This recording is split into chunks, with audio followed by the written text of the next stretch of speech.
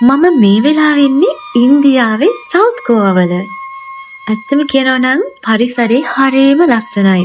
මේ නිරිතතික මෝසම් කාලය. ඒ කියන්නේ අධික වර්ෂාපතනයත් සමග වසන්ත වෙහිවැටෙන කාලය. මට දැනුණු ප්‍රධානම දෙයක් තමයි මේ ගෝවාවල දේශගුණයයි ලංකාවේ දේශගුණයයි අතර ලොකු පරිතරයක් නැති බව. ඉතින් මම පාරායින තිබ්බ කුඩා අවන්හලකින් උදැසන ආහාරය ගන්න තීරණය කරා. මේ තියෙන්නේ ගෝවන් ආහාර සංස්කෘතිය ඇතුලේ වෙරළබඩ කලාපයේ ඉතාමත් ප්‍රසිද්ධ ගෝවන් බන්. සූදුරු රසය සමග ඉතාමත් පැණි රස කෑමක්. මගේ ජීවිතේ පළවෙනි වතාවට හොට් බෙවරේජ් එකක් මේ වගේ පැකට් එකක try කරන්නයි යන්නේ. හැබැයි ආයෙ නම් පැකට් වලට කොෆි ගන්නෙ නෑ කියලා මං හිතාගත්තා. මම මේ යන්නේ පනාජි නගරයට. ඔයාට මේ පසකින් පේන්නේ මාණ්ඩවී ගඟ.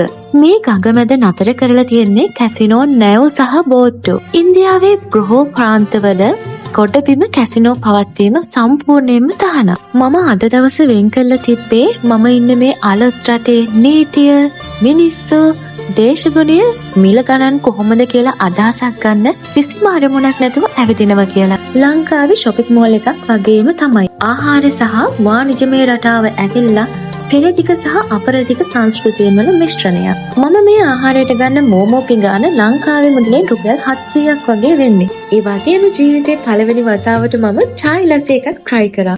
ඇත්තට මේක හරිම රසයි. මම මේ වෙලාවේ ආහාරයට ගන්නේ ටිබෙට් ස්පයිසි ඌඩන් නූඩල් එකක්. මට දැනුණු දෙයක් තමයි ලංකාවට සාපේක්ෂව ගත්තම මෙහි ආහාර ගණන් අඩුයි කියන එක. ලංකාවේ වගේ මෙහි රන් තැඹිලි නම් නැහැ. මෙන්න මේ වගේ කොරොම්බ තමයි තියෙන්නේ.